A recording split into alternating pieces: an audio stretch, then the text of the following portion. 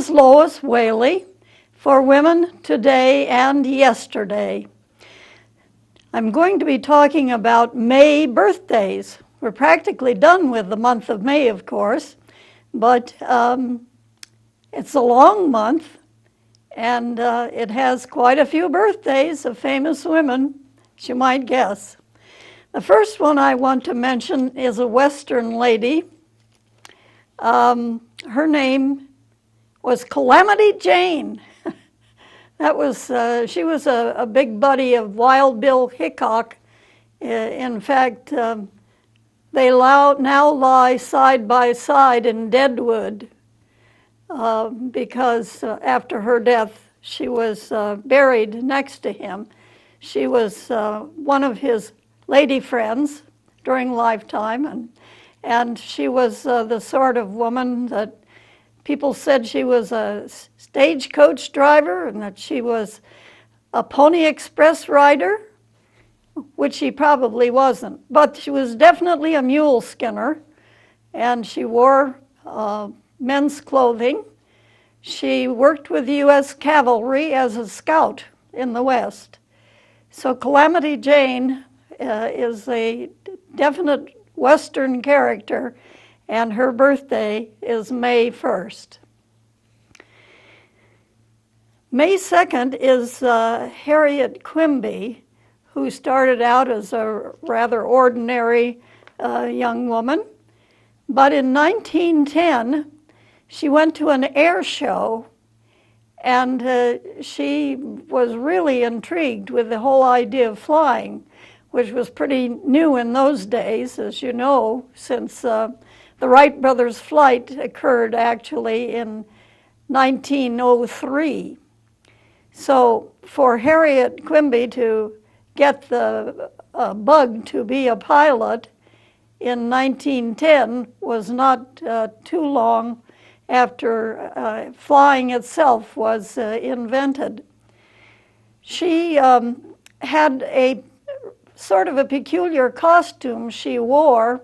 It had a hood on it, and it was silk, purple silk on the outside, and lined with wool.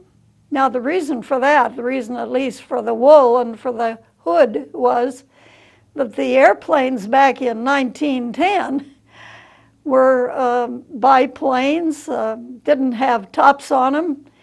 You might have a windshield, you would expect to have a windshield, but there was no cover. And so if you went up into the clouds, it might be pretty chilly up there. So Harriet Quimby's outfit, her purple outfit lined in wool with a hood, was definitely something that a person might want to wear back in 1910. Actually, she didn't fly too long because, well, probably her most famous flight was a flight in 1912 when she crossed the English Channel, and she was the first woman to fly across the English Channel. And of course, she was obviously a pioneer aviatrix in any case. And actually, just a couple of months after that flight in 1912, she died in, guess what, an airplane crash, which occurred in the city of Boston or near the city of Boston. The person that we have for May 2nd is Nanny Burroughs, Nanny Helen Burroughs, and we do have a picture of her as a young woman. She was a black lady, and she was very concerned about education for black people, and especially for women. She found it difficult to get a job. She lived in Washington, D.C., and although they were hiring some black people back in her day, which was a fairly long time ago, since she was born in 1878 in Washington, D.C. She had a difficult time because she was really black, and although they were hiring black women, they usually only hired the ones that were pretty light-skinned, and she was obviously not in that league. We have a picture of her, I believe, that Matt is searching for her. She was one of the first pictures that we took. Matt, are you finding Ms. Burroughs?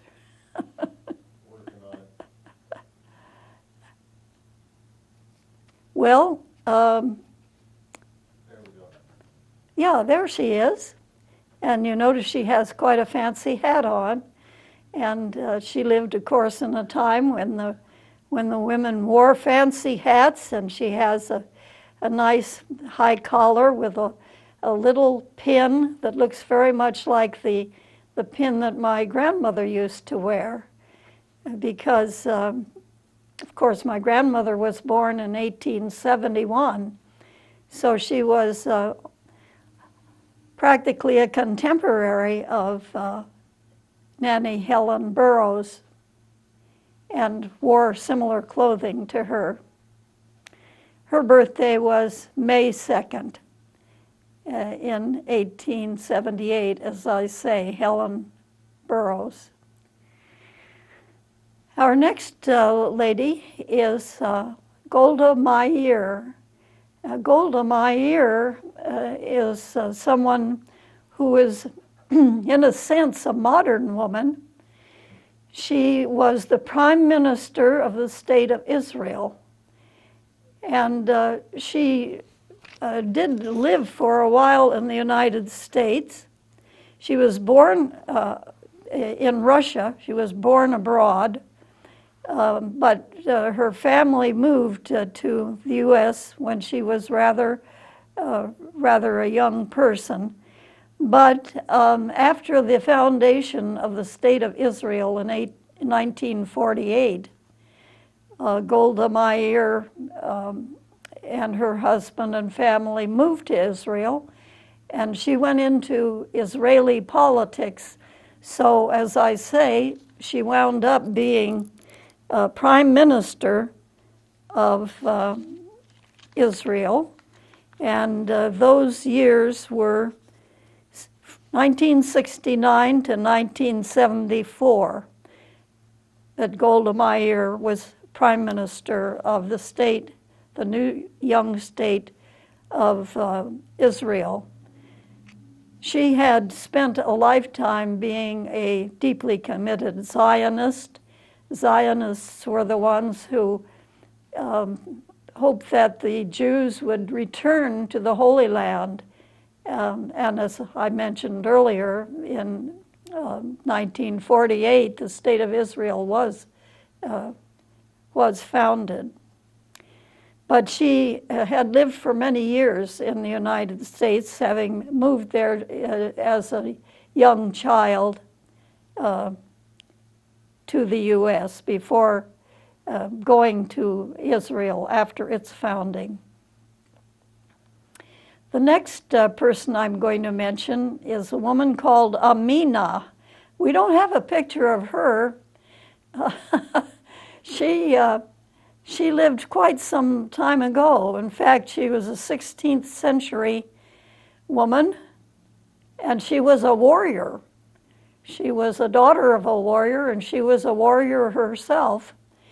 And after her father's death, she continued his work of moving out and around and capturing new territory.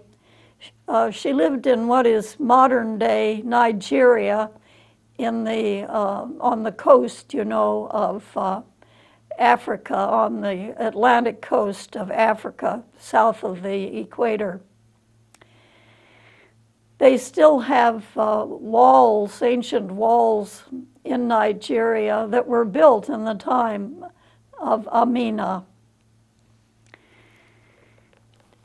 Our next person is one that we have a picture of. Now, she's a woman. Her name was Elizabeth Cochran Seaman, and she was born in Pennsylvania in 1867.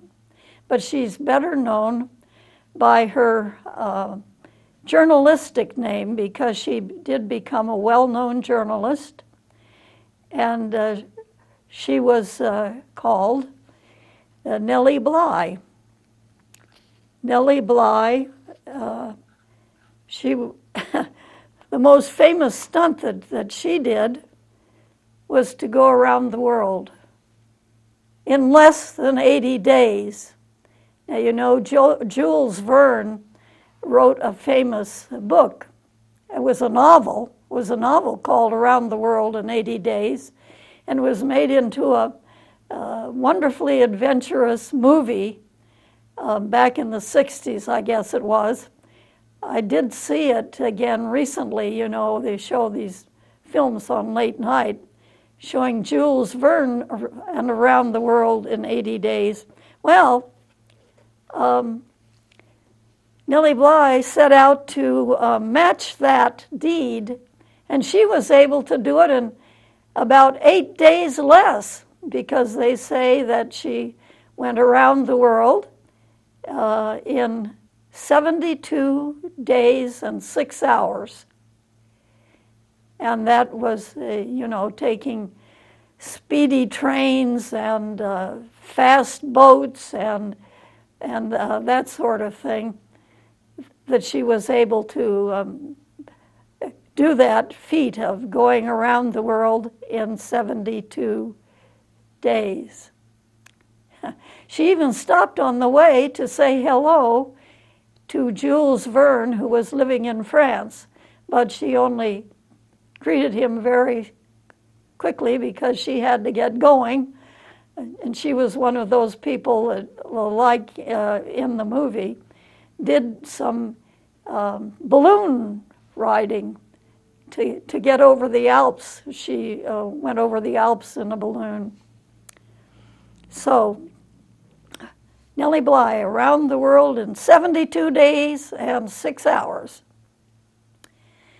Our next woman, for the 6th of May, that was her death date, actually, in 1952. And she was Maria Montessori. Maria Montessori was a well-known educator. She believed in young people learning, especially through the sense of touch. And so Montessori was an experimental educator, and her ideas about education and how children can learn best, you know, are still reflected, especially for grade school children and kindergarten children. But Maria Montessori died in 1952 on the 6th of May at the age of 81, and at the time she was in Holland.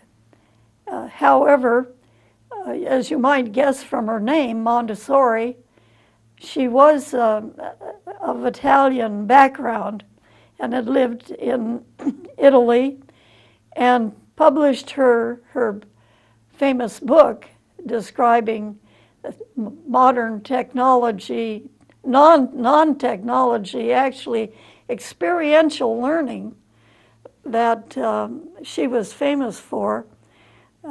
She published that book in 1909, and it had quite an influence on education.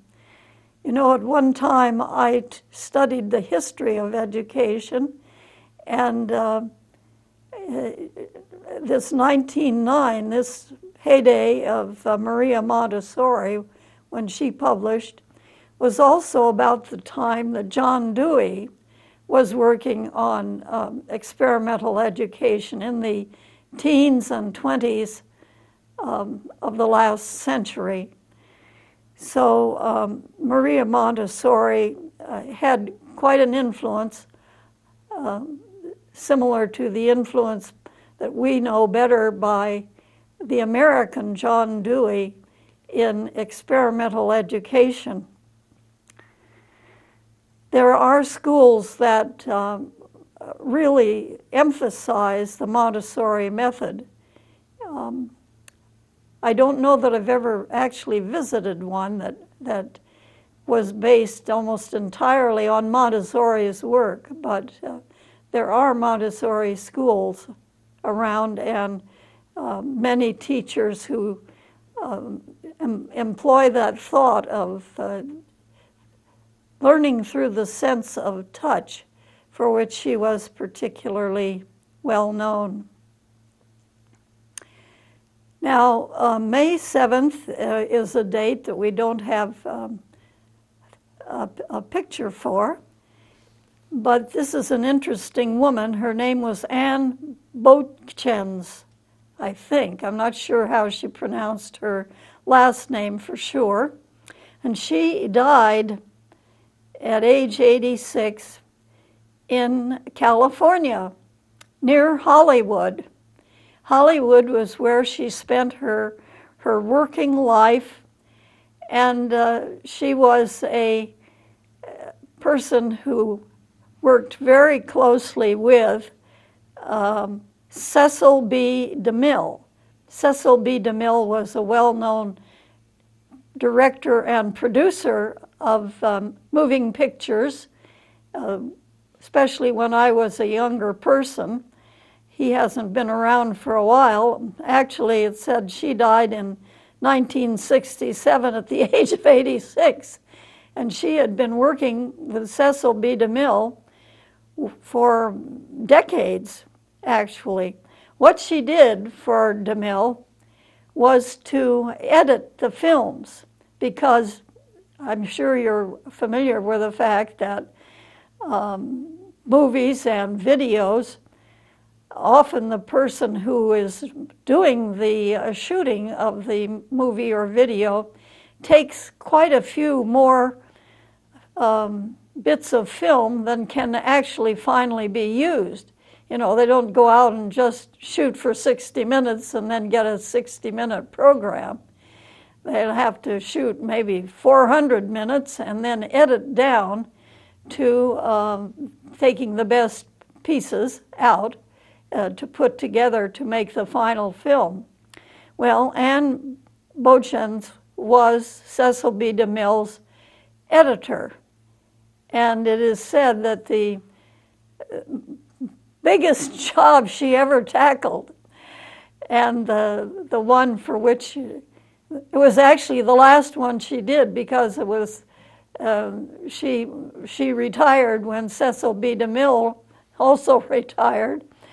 But it was his 10 Commandments, which was a very splashy, very fancy Technicolor film featuring Moses. Oh, I'm trying to think who the actor was that played him. He usually played much more modern roles than Moses, because, of course, to be Moses, he had to wear something like a toga and part the Red Sea so that he could walk across the Red Sea on the wet sand with the waves on either side held up, because God gave him that possibility of crossing the Red Sea. Actually, you know, up at the part where the Red Sea is not too wide, but even so, no one else, I don't think, has tried to do that in modern times, except somehow or other Cecil B. DeMille captured it in film for the Ten Commandments, and shot as much as something like 110,000 feet. Now, they were going to have quite a long film, but they certainly weren't going to have a film that was 110,000 feet. So Anne Beauchamp had to do this heroic job of editing it down to only 12,000 feet. So she had to get rid of 88,000 feet, at least, to get the amount down to a manageable movie, very heroic movie, which you may have seen a long time ago because it came out in the late 50s, I believe. It is very memorable, for sure. Now, the 8th of May is the birthday of a woman whose name I'm really unsure of pronouncing. It's probably Edberg.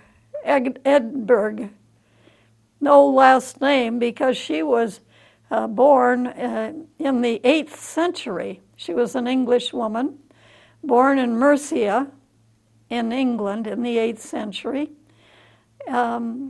And her father was the king of Mercia, so she was his only daughter, I guess. So she inherited the kingdom, and she expanded. She was a real empress type person, and she expanded into Wessex in the western part of England. Mercia is more toward the east coast of England, but she managed to get down into Wessex, and she was a very powerful queen. Her husband was someone who helped her out, I guess, or at least he didn't stop her from getting rid of a number of courtiers who she didn't approve of or thought were being in the way of her power or his power. And but one of the problems was that after about 12 or 15 years of getting rid of her enemies, by mistake, her husband drank one of the poisoned cups that she had prepared for someone else. By accident. I guess he saw this beautiful cup sitting there and didn't realize that his wife had put poisoned wine in it, and so that was the end of him. Well, after he was gone, people who did not like her demanding ways and her evil ways saw that she had to leave England, and that was in 802. She went to the lands of Charlemagne, because that was at the time when Charlemagne, Charles the Great, which is what Charla Magna means, Charles Great, Charlemagne, was in control in Europe at the time. And so she went to Charlemagne's empire, and he took her in. And he even offered, according to this story that we have here in Remember the Ladies, he even offered to marry her or have her marry his son. She would have a choice. Well, his son was obviously old enough to be married, so the father must have been an older father, 40s or 50s at least. Well, supposedly, she said she'd marry the younger man. And Charlemagne didn't like that answer, apparently. I don't know why he gave her a choice if he wanted to make sure that she married him and not the son. But he said, "You've chosen wrong. I won't marry you, and you can't marry him either." So he did put up with her, and especially because she had taken most of the movable money or movable goods along with her when she left Mercia and Wessex. So she was able to give him important gifts and so on. But he did arrange for her to be in a convent, to be the abbess of the convent. The abbess being the head woman running the convent where the nuns live. However, it says that she broke her vow of chastity and was expelled from the convent. And that was at a time when a lot of priests weren't paying much attention to their vow of chastity, but the men were getting away with it, but they didn't let her get away with it. So that was the end of her power in the 9th century. On May 9th, a woman was born who we do have a picture of. Her name was Belle Boyd. And this picture shows, it's actually a wanted poster. Belle Boyd was a spy during the American Civil War. And she was from near our town in a way, because she was from Martinsburg, what's now West Virginia, the hilly part that was once the whole state of Virginia, that at one time ran all the way to the Ohio, you know. But in the Civil War, the western hilly part broke off and became the independent state of West Virginia, which did not join the Confederacy as the rest of the rest of Virginia itself did. So this is a wanted poster for Belle Boyd, who was a spy for the Confederacy. So this must have been a Union poster that was put up to give people an idea of what she looked like. And she was quite a young woman at the time, just barely a woman, in fact, at the time the Civil War began, because she was born on May 9th, 1844, which would have made her only 18 years old in the year 1862. And she actually started in on some of this spying stuff and helping the Confederacy in 1861. The Union managed to nab her, the Union Army people managed to nab her several times, and they had put her in jail and then turned her loose, and she went right back to helping the South. So she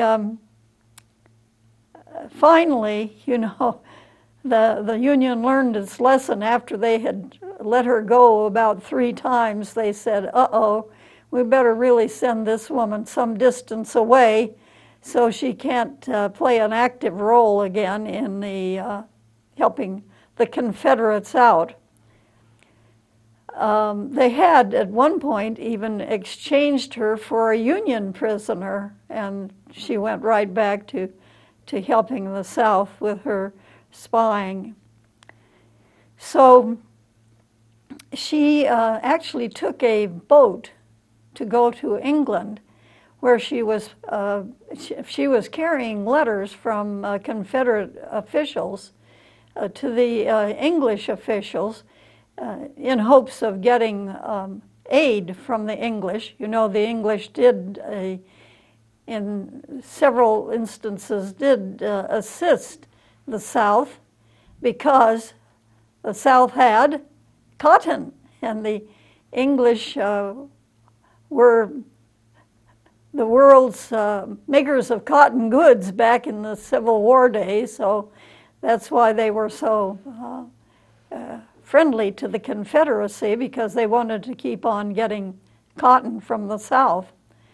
But it says that actually, of course, the Union was the one that had the sea power. They were the ones with the sailing vessels, and even some vessels that had, you know, steamboat wheels to cross the Atlantic.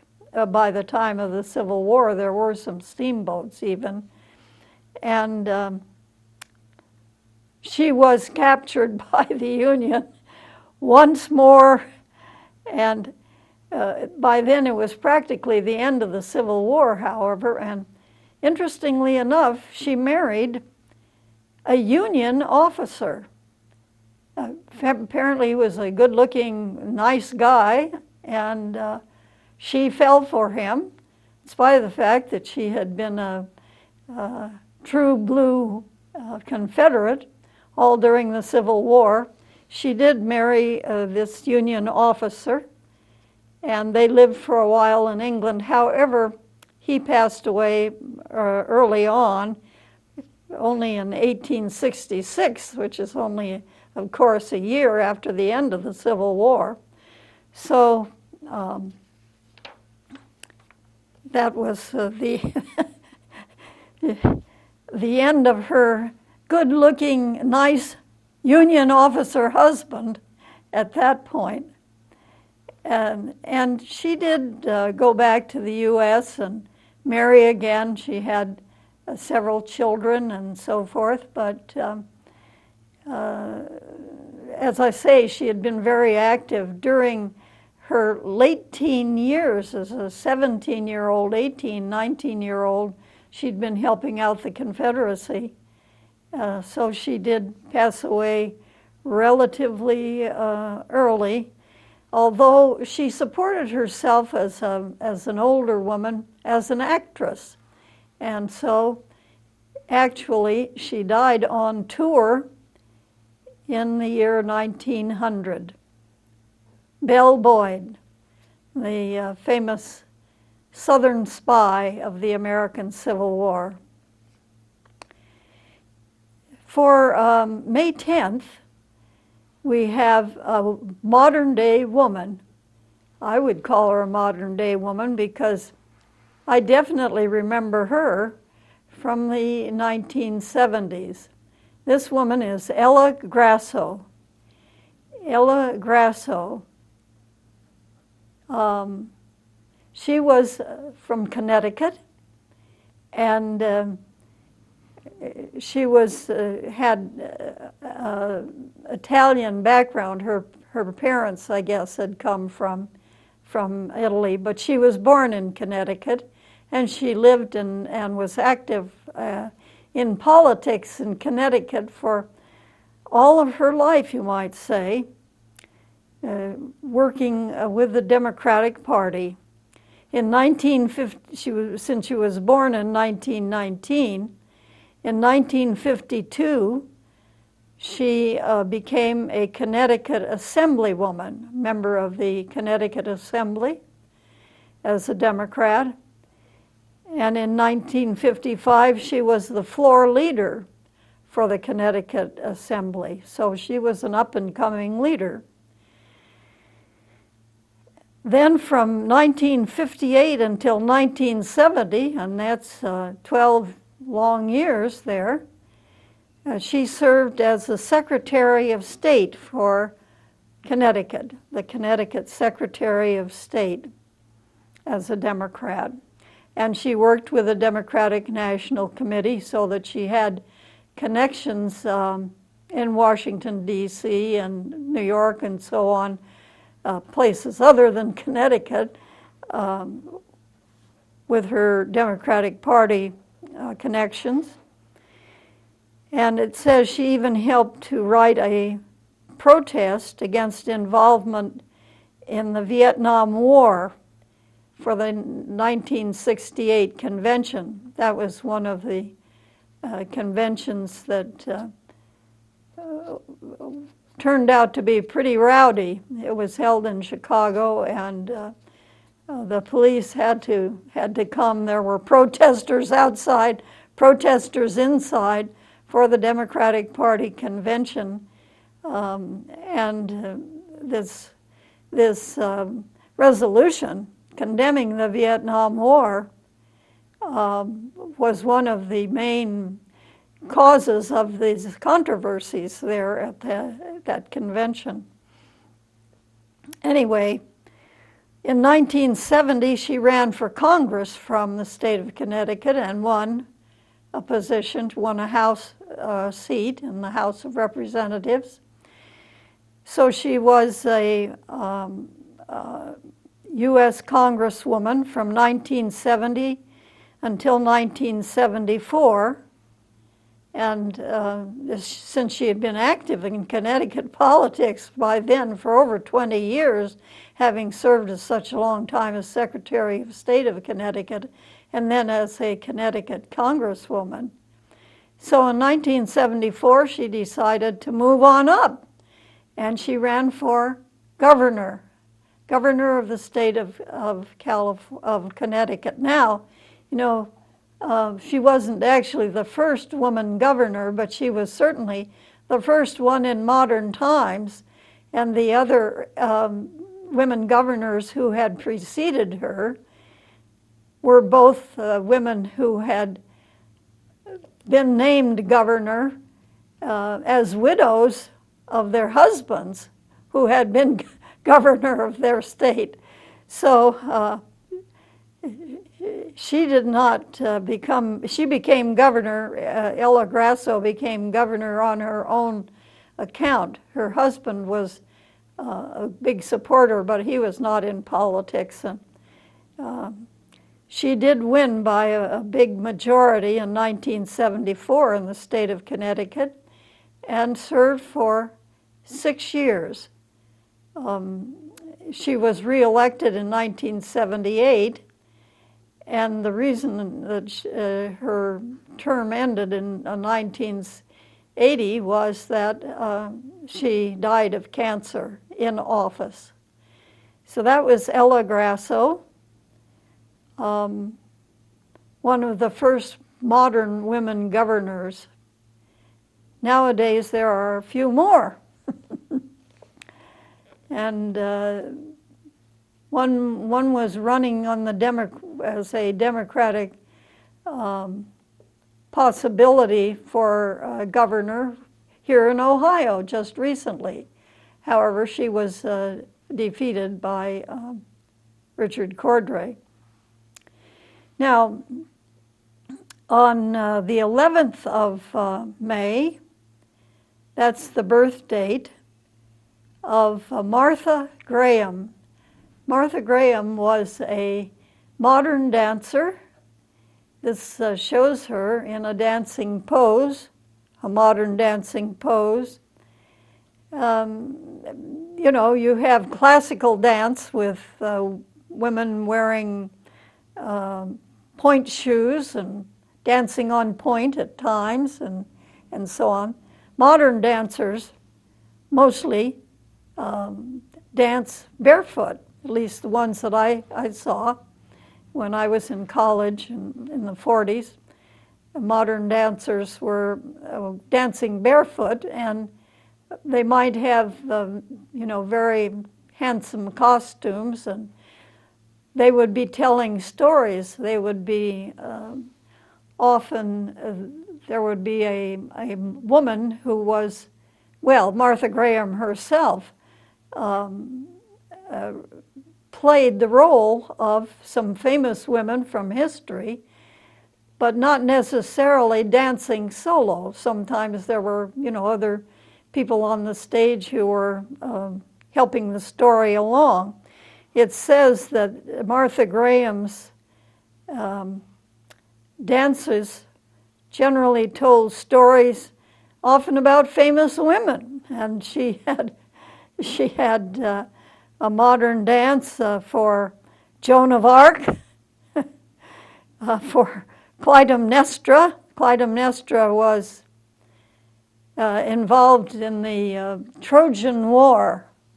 She was the wife of Agamemnon, who was one of the main guys who went off and spent 10 years in besieging Troy, during which time Clytemnestra had plenty of time to do a lot of other things, include finding a male lover.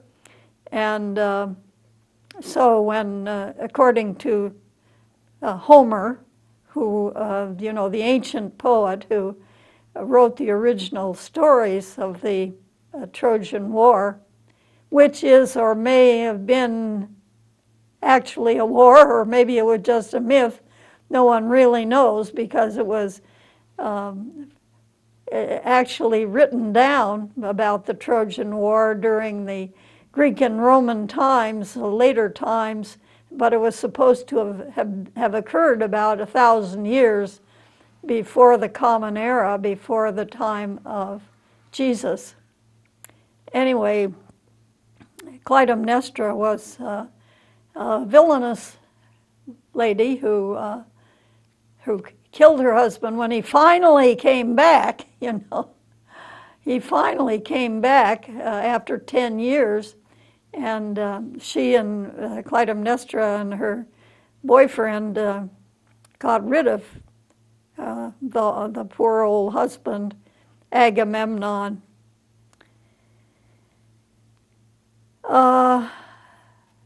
I wonder if she ever did Cassandra. Cassandra was about that same time too, but it doesn't mention that. It does say Joan of Arc, Clytemnestra, Mary Queen of Scots, and Emily Dickinson. Now there's a different person for you. Emily Dickinson, of course, being a modern American poet whose work was not really published in her time.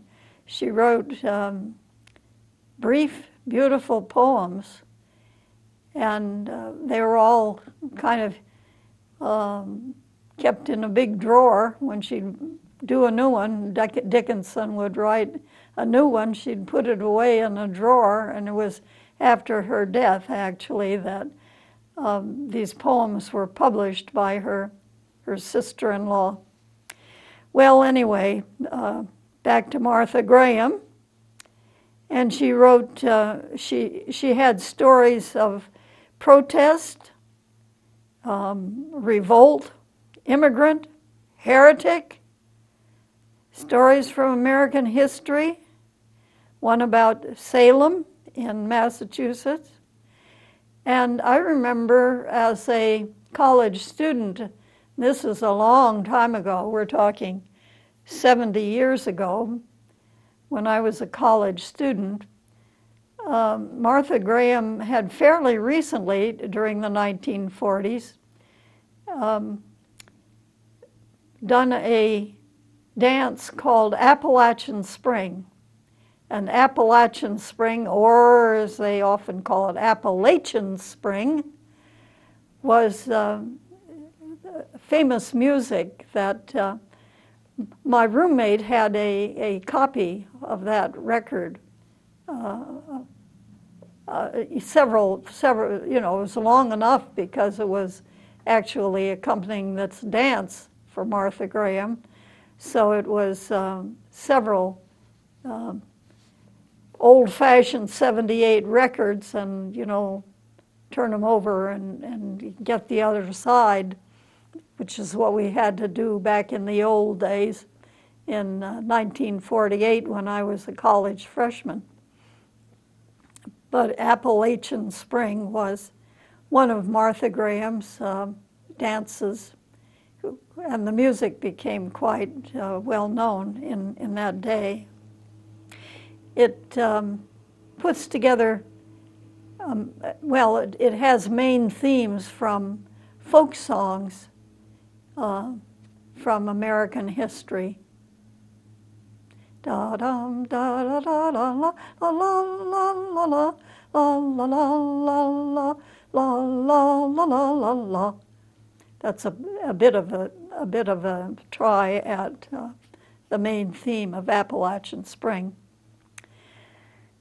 Now, on the 12th of May, Florence Nightingale was born in Florence, Italy. She was named Florence because her parents happened to be in Italy at the time. They were English people, but they happened to be in Italy, and they named her Florence in 1820 on May 12th. She became a nurse, and the nursing profession, everyone knew you had to have nurses because people got sick, of course, but it was not really a well trained situation back when Florence Nightingale became a nurse in 1852, and she did great work by organizing nursing in the hospitals that were set up in the Crimea during the Crimean War, when the English and the Russians were at war over Crimea. So she was there, and most of the men who were dying were not dying of wounds that they had suffered in the war.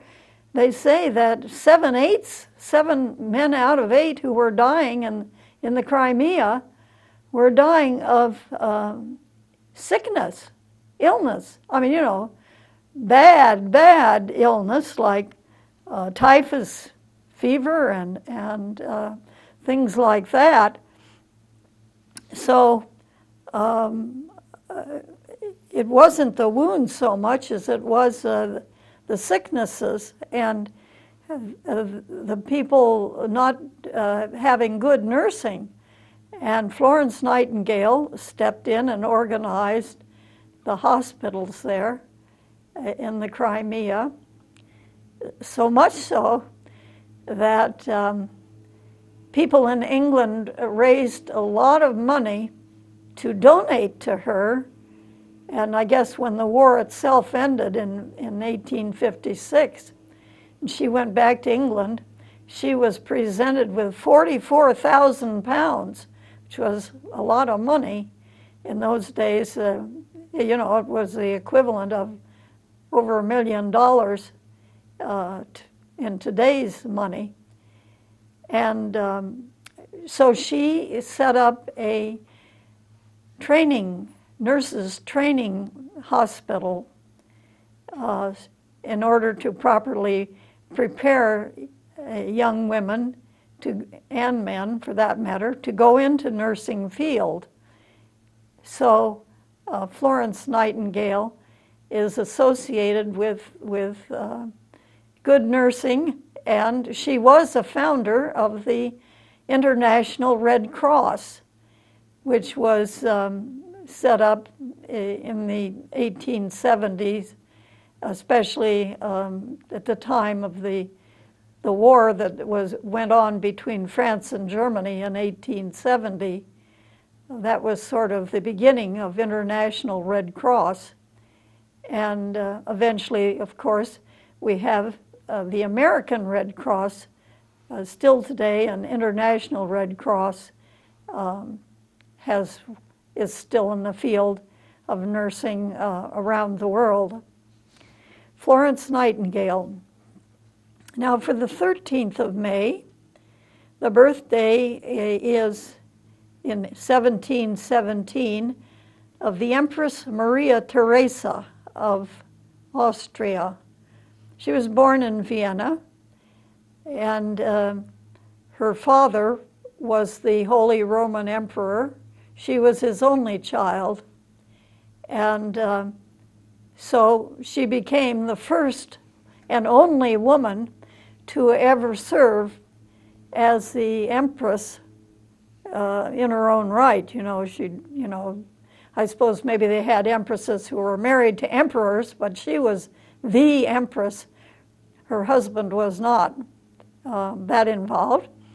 In the 650 years of the Habsburg dynasty in Austria-Hungary, before the First World War, that was a very large part of East and Central Europe, was Austria-Hungary, and more or less the Habsburg lands certainly included Austria and Hungary, and at one time had even included other parts of what is today modern-day Germany. So Maria Theresa became the empress of on the throne of the Holy Roman Empire. Now, she was an only child, but believe it or not, she was the mother of 16 children. She and her husband were very prolific, and she had a lot of sons and daughters, and many of them married, all around Europe, wherever there were advantageous marriages to be made. There was a daughter or son of Maria Theresa of Austria to help them out. In fact, one of her daughters is also known to history, in particular because of the fact that she married the King of France, and her name was Marie Antoinette. You know that Marie Antoinette came to a sad end on the guillotine in 1793 after the outbreak of the French Revolution in 1789. Her husband was guillotined first, but she was eventually, Marie Antoinette, one of Maria Theresa's daughters, was also guillotined. But Maria Theresa herself was a very successful ruler. In addition, apparently, to having these 16 children, she organized the empire well, and she often used her feminine wiles, shall we say, sort of pretending that she needed help, and being very glad to accept the help of male rulers around her and so on, instead of fighting with them. So she emphasized charm and piety, and that did her well. However, there were enough wars and enough financial pressure that she had her problems, and besides being busy with having 16 children and ruling Austria, Hungary, and a lot of Eastern Europe, she was involved. She was one of the people who was involved in the 1790s in the partition of Poland. Poland had been an important kingdom and had been at war with the Germans and the Austrians and the Russians and so forth over the years. And finally, the Germans, the Austrians, and the Russians just took over Poland, divided it up among themselves. Part of it went to Germany, part to Czechoslovakian part of Poland area was taken over by the Holy Roman Empire, namely by Maria Theresa's people. and the rest was taken over by Russia. So they divided Poland up among themselves, and Poland didn't get back together as an independent state until the times of the end of the First World War. So anyway, we're talking quite a bit about different people here, and I'm hearing that that's enough, I think, from Matt. Is Matt telling me this is enough? You have a couple minutes. Yes. Okay. Well, we'll have some more about May birthdays in another session, because there are plenty more days in May to go, 15 through 31. This is Lois Whaley for Women Today and Yesterday.